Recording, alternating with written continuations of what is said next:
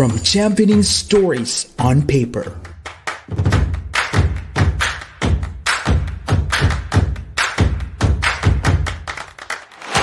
to going beyond print,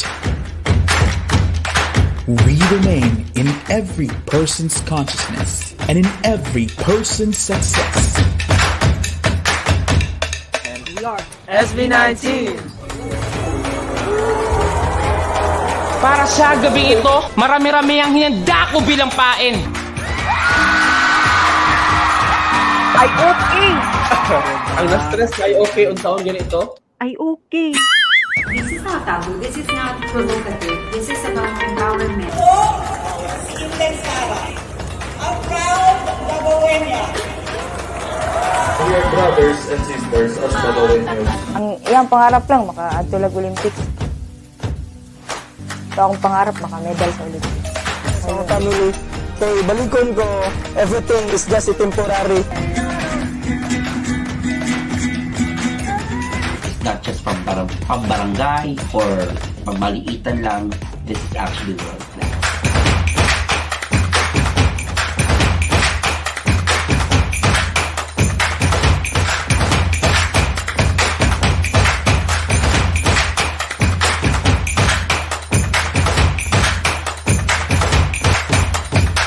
Telling stories that matter, inspire, and empower. Hashtag Experience Sunstar.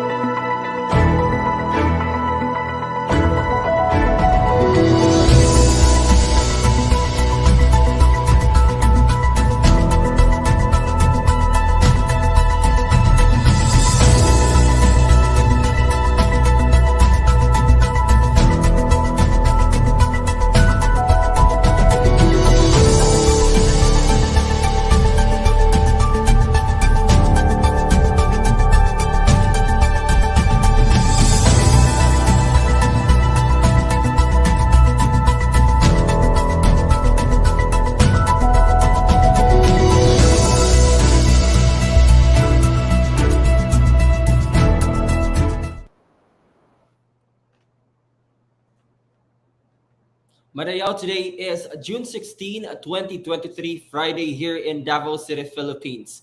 I am Ace Perez, and you're watching The Talking Heads, where trending and interesting stories, events, and topics and personalities discussed become the front page.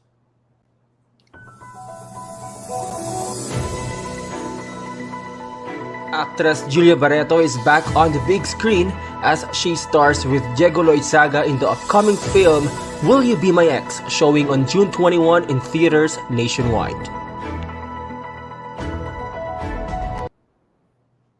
Before anything else, I'd like to take this opportunity to thank everyone, all our supporters here in Sunstar Davao, because since we started and it was launched, this show, The Talking Heads, in 2021, and just recently in March of this year, the Globe Media Excellence Awards recognized us as the Best in Social Media Advocacy Award for the Globe Media Excellence Award. So again, thank you so much, and we hope to have you more here on the show. And of course, to tell us more about our topic, of course, today we have a very special guest because we have here the leading actress of the upcoming film by the Viva Films. This is entitled Will You Be My Ex? Of course, ang inaabangan nating lahat, I'm sure inaabangan nyo na siya. For today, please welcome, we have one of the most sought after stars of her generation, walay lain, Julia Barreto. Mayong adlaw, Julia, and welcome to The Talking Heads.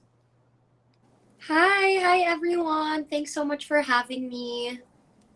Well, thank you so much, Julia, for taking time to be in the show. We're really grateful to have you here, and we're excited to be having this conversation with you. Now, would you like to greet all your fans here in Davao City? They're all watching right now. We're actually live here in Davao. We're from Sunstar Davao, so go ahead and greet them.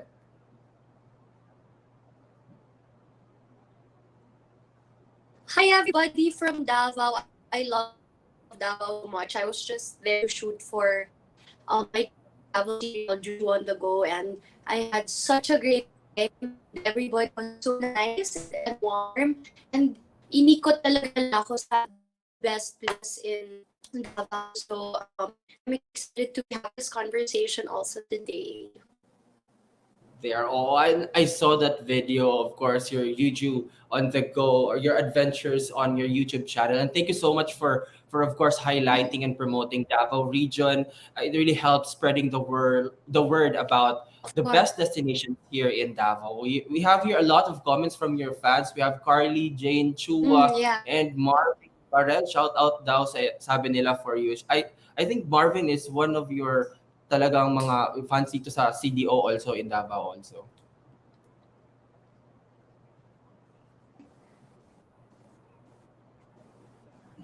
All right. Now, talking about that videos promoting Davao City and Davao region, can you pick at least 3 favorite destinations that you Yes. visited when you were here in Davao?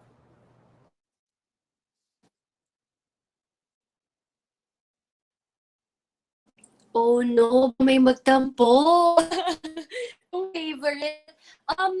Siguro yung memorable na lang, things that were very memorable from my Davao trip nung the last time na pumunta kami is, of course, you know how warm the people are in Davao. They were so accommodating, and so I was just so happy to be there when we visited. Second, ang sarap ng pagkain. That was also so memorable for me.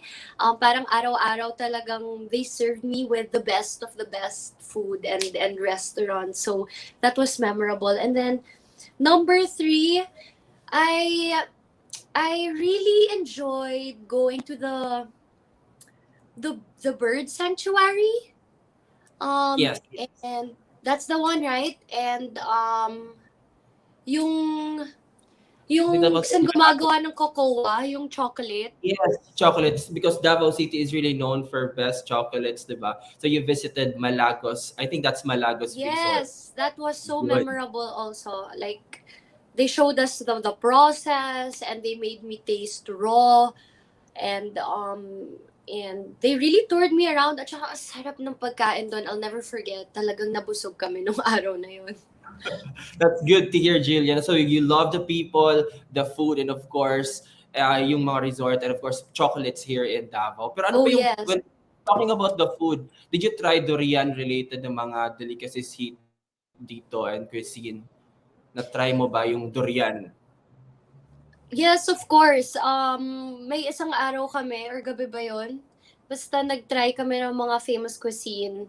And, yeah, nag-enjoy din yung team ko sobra. Sila yung talagang naparami ng durian actually, kesa sa akin. So when do you Nag-uwi pa plan? sila. Yun. When do you plan to revisit Davao? We're waiting for you here to come back and, explore. I'm sure marami pang mga destinations na kailangan mo pang matry and experience dito sa Davao. You know, if yan yung parang pangalawa namin na nababalikan, because we also discovered while we were there na marami pa kaming hindi nakikita at na napupuntahan, lalo na islands and beaches. So, Yes. you know, as a water baby, that's something na I'm really looking forward to do. So, right now on the list, Davao is yung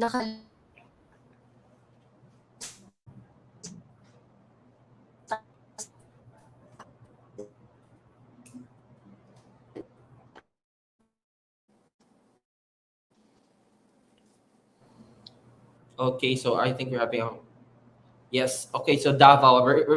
It's good to know that Davao is one of yung isa sa mga listahan na gusto mong puntahan ulit, no? For Yes. your adventures and your experiences, of course, with your team. Now, of course, you're here with us to talk and promote about your film, Will You Be My Ex? It's directed by Real Florida. So I think it's is it your first time to be working with Direct Real? Yes. So can you tell us more about? Are we on? Okay Yes, ba yung signal? I think we're just having a short ano na Lag? signal about sa signal natin. Yeah, naglalag yung on, I think on kaninong end ba? Sa kanya, okay. Okay na ba siya? But wala. Can we try it again? I can. Ayun. Better. All Okay. right. So I was saying, Julia, no, that you're here to promote your film Will You Be My Ex. So can you share to our followers, to everyone watching us right now, ano ba yung storya ng Will You Be My Ex, and ano ba yung lesson that the viewers can get out of this film?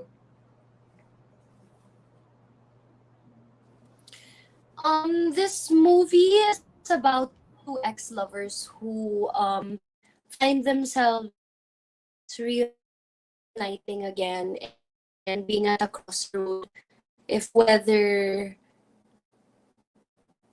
the best thing to do is to just continue to separate ways. So that's basically the story, but if you watch the film, punong-puno siya ng roller coaster ride, and I'm looking forward to people watching this, and you'll din to relate to the characters.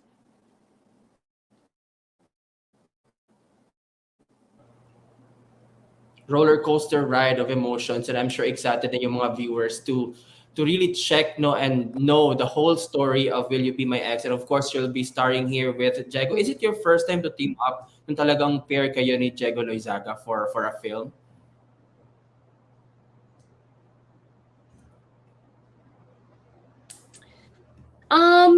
It's not first time with him, but I think it's first time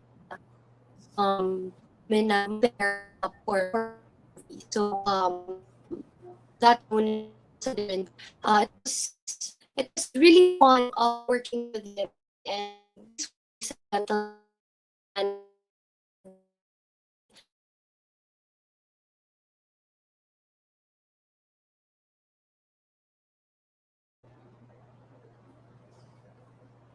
All right, so I think medyo ano lang yung connection with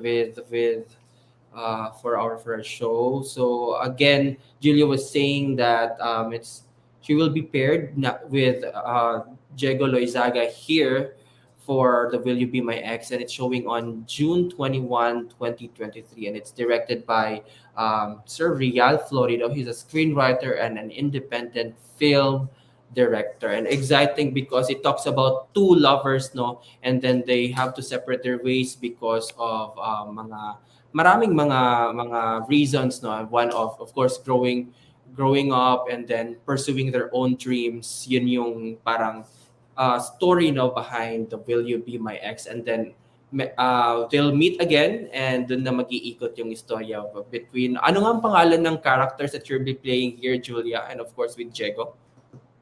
I play Chris and Diego plays Joey. Chris and Joey. So abangan natin ang story ni Chris and Joey. But since it talks about exes, Julia, we're just curious, ilan na ba ang exes ng isang Julia Barreto? You know, Isip. keep that a secret, I think. That's a good way to put it. But of course, we learn from our past experiences, from our past relationships. But if you have a key takeaway from your past relationships, Julia, that would you like to share to us, of course, that made you who you are right now. So what would that be? Key takeaway. At the end of the day, in any kind of relationship, whether that's romantic, whether that's with a friend or as a daughter or as a friend, I think it's so important before you get into any kind of commitment and relationship na kilala mo talaga yung sarili mo, and that you're fully molded into the person that you hope to be, para once you're in a committed relationship or friendship, you guys will push each other to be the best version of yourselves, diba? And yeah, I think it's important na you have your own identity. Yun. That's very really important. No? Yun yung ano talaga, one of the key takeaways no from past relationships na it's really important you have your own identity para magtulungan kayo no to grow together and then achieve your goals Yes. together. Yun yung ano, Yes. yun yung talagang importante when it comes to building Yes. and maintaining a relationship. Yeah. Tama ba, di ba, Julia? Correct. Tamang-tama Yes. yan. But I saw the trailer. It's a very good trailer no, of your Will You Be My Ex film. And then you had a line there wherein you said that if exes are still friends, it's either they still have a feelings for each other or they didn't have they didn't love each other at all. So personally, do you believe in that? In which one? Yung ano yung saying na sinabi mo na if yung mag-exes are still friends, 'di ba? After their relationship, tapos friends pa rin sila. It's either they still have a feelings for each other or they really didn't love each other at all. So do you believe in that saying? Personally. I think it's very much case to case. I think it's really different for everyone. Not everyone's relationship is the same. But yeah, I mean, I think that you know, being friends for others and so I think it really is a case-based basis. Iba-iba yung ano, yung approach no from each cases. Kasi it's really I think it's also about Yeah. how they ended. Yeah. How they ended. Paano kayo nag-end yung relationship niyo. So kung amicable ba or ano. So depende pa rin sa mga tao. So it's not really for everyone yung saying na yun. So it's really depending on your case no sa relationship mo with that specific person, specific group. Now, Julia, you really grew no as an actress no from being a child star and then you really played a lot of roles already. Ano pa bang mga characters that you wanted to play no in a show or in a film, in a series na yun yung dream na character mo na ma-achieve? Parang yung one of your bucket lists. I would really be happy to do a all-out action film in Block Z, but I'd like to do another one that's really full action film. Full. Parang ano, maraming fight scenes, marami kang kinakalaban and then yun yung ganun. Yeah. So, it's also like a depiction of like women empowerment, diba? Yeah. Yes. Showing them that you can fight and do action. I think it's exciting to see Julia Barreto no as a action star also. So we're excited for that, and and we're hoping that we will be having a project like that. But ano bang aside from Will You Be My Ex? What are the projects that are in the pipeline for Julia Barreto?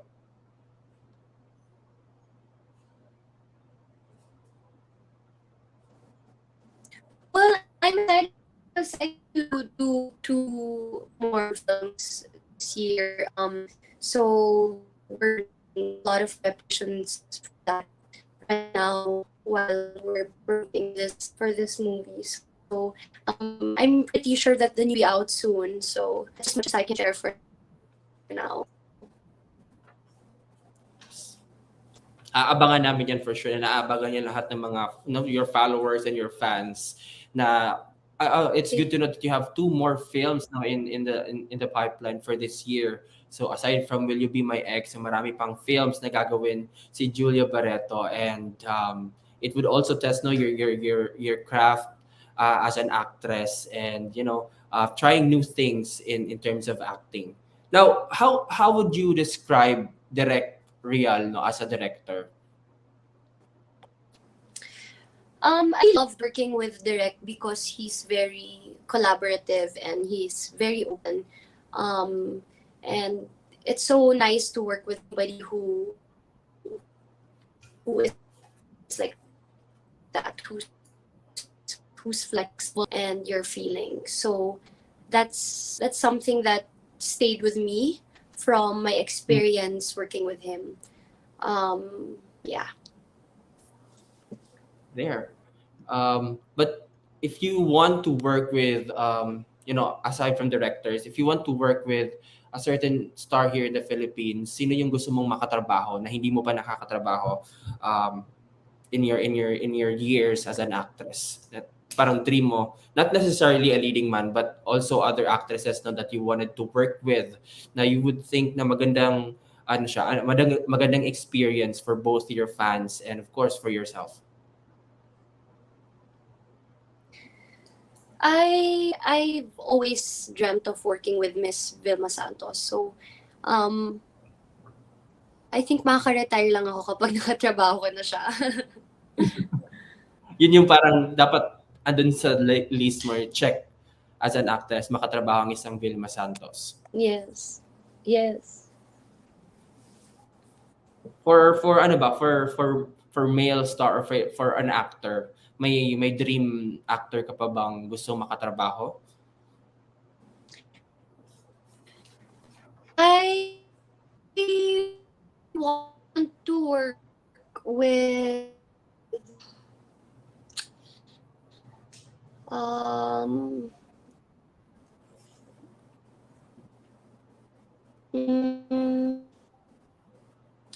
I do want to work with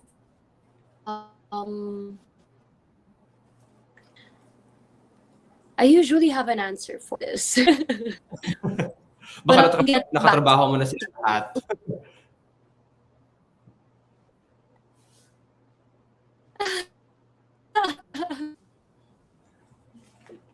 Now, Julia, before you accept a project, no, before you say yes for a project, ano ba yung mga considerations mo as an actor now? Now that you're really into acting, ano yung gusto mong, or before you say yes to a project, ano yung mga factors that you wanted to be there, no, for it to give a go?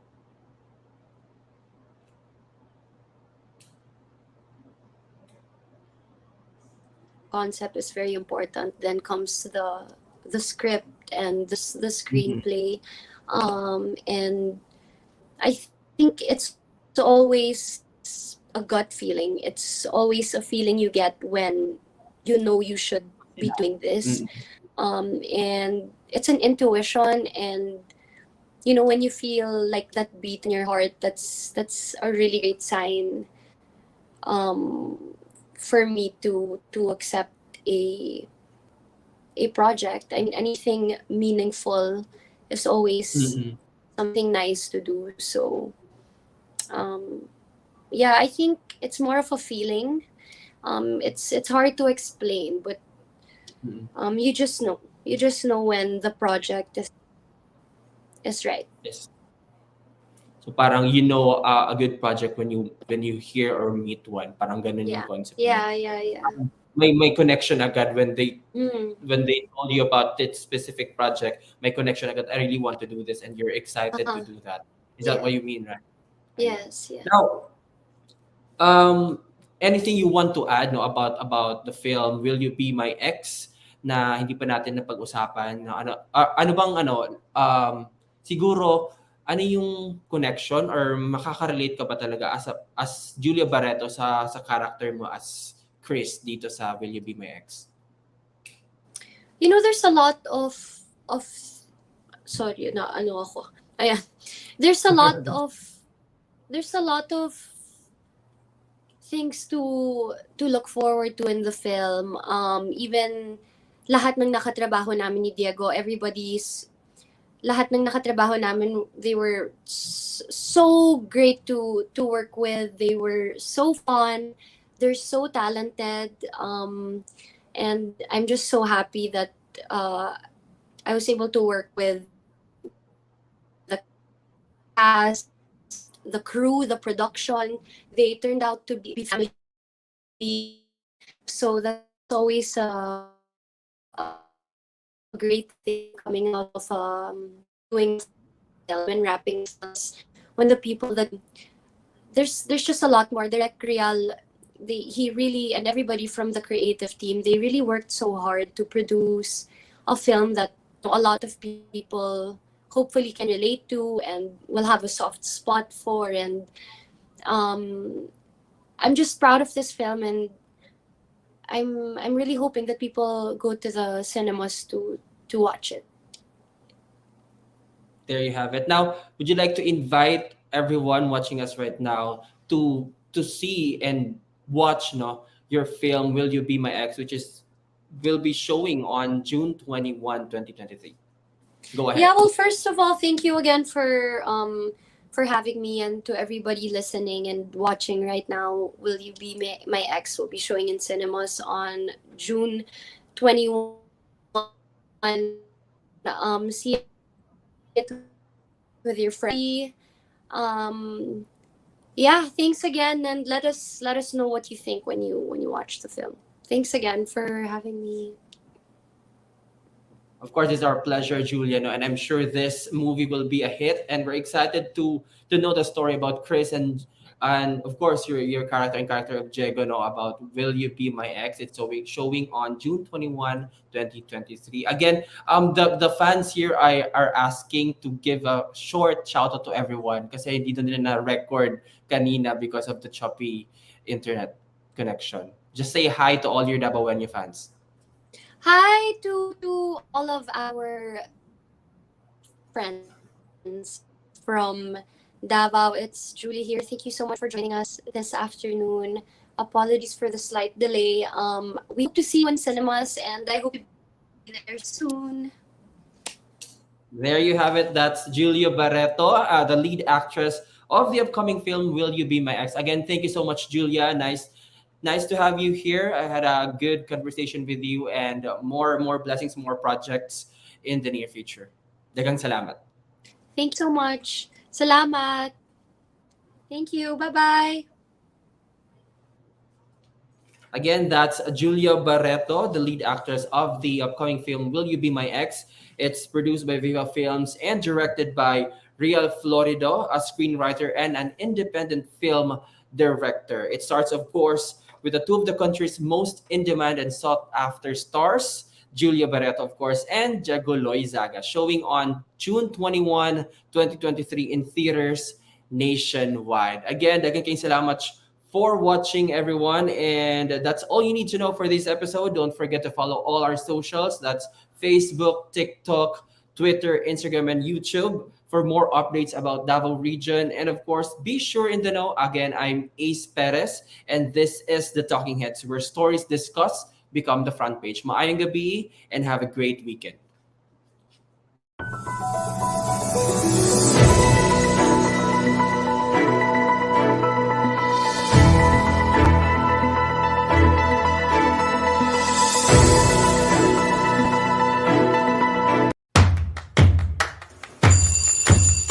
From championing stories on paper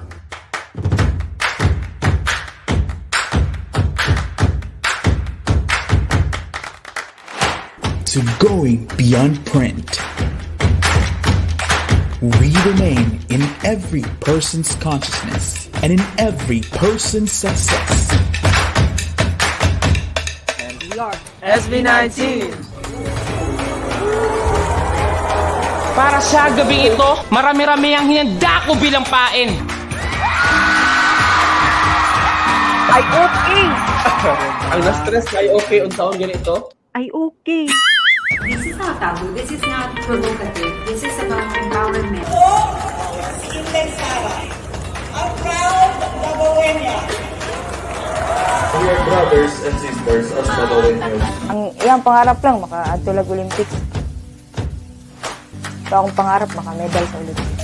So family, so balikon ko, everything is just temporary.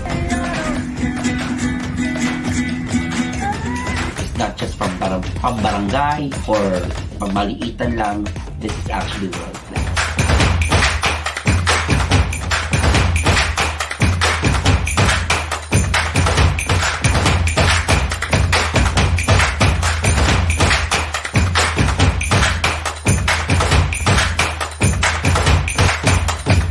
Telling stories that matter, inspire, and empower. #Experience Sunstar.